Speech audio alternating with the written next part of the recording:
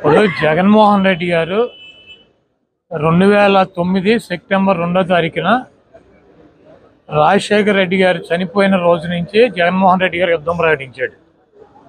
సోనియా గాంధీతో ఢీకొట్టి, చంద్రబాబును ఢీకొట్టి 16 నెలలు జైలు జీవితం అనుభవించి ఈ రాష్ట్రంలో తెలుగుదేశం పార్టీకి, కాంగ్రెస్ పార్టీకి డిపాజిట్లు పోగొట్టి, కాంగ్రెస్ పార్టీని ఈ రాష్ట్రంలో కూకటి వేళ్లతో సహా పెగిలించి, చంద్రబాబు నాయుడు 40 సంవత్సరాలు అనుభవం ఉన్నటువంటి వ్యక్తిని 23 సీట్లకు పరిమితం చేసి 151 సీట్లతో పవన్ కళ్యాణ్ని 2 చోట్ల కూడా చిత్తుగా ఓడించి, చంద్రబాబు నాయుడు తనయుడు లోకేష్ని మంగళగిరిలో మట్టి కరిపించి ఆయన అభ్యర్థుల మీద వీళ్ళని ఓడించి ఈ రాష్ట్రంలో ముఖ్యమంత్రిగా జైత్రయాత్ర జగన్మోహన్ రెడ్డి గారు కొనసాగిస్తున్నారు.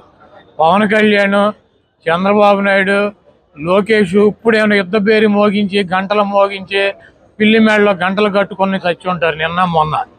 జగన్మోహన్ రెడ్డి గారు 2009లోనే యుద్ధ పేరు మోగించాడు, సోనియా గాంధీని మట్టి గరిపించాడు, చంద్రబాబు నాయుడిని భూస్థాపితం చేశాడు, పవన్ కళ్యాణ్ 2 చోట్ల చిత్తుగా ఓడించాడు, పప్పు గారిని, లోకేష్ గారిని మంగళగిరిలో సమాధి చేశాడు.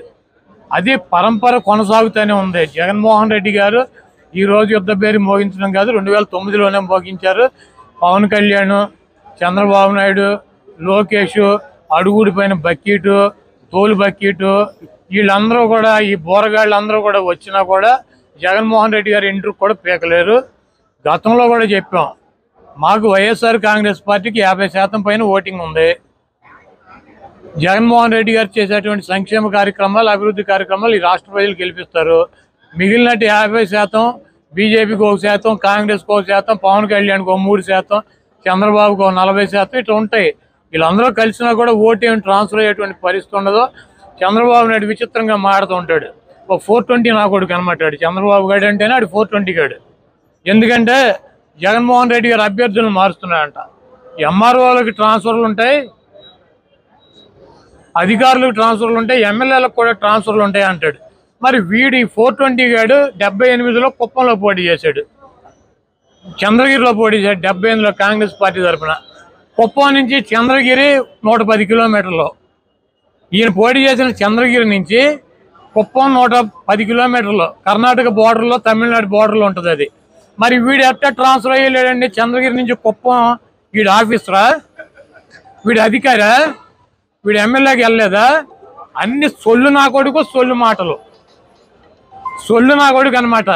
నా ట్రాన్స్ఫర్లు ఉంటాయని నాకు తెలియదు. విచిత్రంగా ఈడే కదా అసలు ట్రాన్స్ఫర్ ఎప్పుడు 89లో వెళ్ళాడు, 30 సంవత్సరాల నాడు వెళ్ళాడు ఈ ట్రాన్స్ఫర్ అయ్యి చంద్రగిరి నుంచి కుప్పం. మరి వీడి కొడుకు అక్కడ మంగళగిరిలో స్కూల్లో చదువుకున్నాడా? వీడు ఊరు మంగళగిరా, లేకపోతే వీడు పుట్టింది వీడు పెరిగింది మంగళగిరా? మరి ఈడేటో వచ్చాడు పప్పు నా కొడుకు మంగళగిరి పోటీ చేయడానికి ట్రాన్స్ఫర్ అయ్యి రాలేదా? హైదరాబాద్లో చేయొచ్చుగా, లేకపోతే ఆడి బాబు చంద్రగిరిలో చేయొచ్చుగా. మరి పవన్ కళ్యాణ్ భీమవరంలో పుట్టి గోళీలు ఆడాడా, లేదా గాజువాకలో సంక్రాంతాడా? వీళ్ళు అసలు బాబు, కొడుకు, పార్ట్నర్, దత్తపుత్రుడు అందరూ కూడా వలస వెళ్ళి అక్కడెక్కడ పోటీ చేసేవాళ్ళే. వీళ్ళకంట ట్రాన్స్ఫర్లు ఉంటాయని తెలియదంట. ఓరిడి అమ్మ, చంద్రబాబు నటన చూస్తే మామూలుగా ఇంటి వారు సిగ్గుపడతాడు. ఆయనే చెప్పాడు, నా అల్లుడు పెద్ద నటుడు, దొంగనా కొడుకు అని చెప్పి. కాబట్టి ఈ ట్రాన్స్ఫర్లు ఇవన్నీ పిట్టగజలు, ఇవన్నీ చంద్రబాబు నాయుడు చెప్పినా కూడా నడవదు. చంద్రబాబు నాయుడు, పవన్ కళ్యాణ్, లోకేష్ నిన్న మొన్న యుద్ధం ప్రకటించారు. జగన్మోహన్ రెడ్డి గారు ఆల్రెడీ యుద్ధం ప్రకటించి 12 ఏళ్ళు అయింది.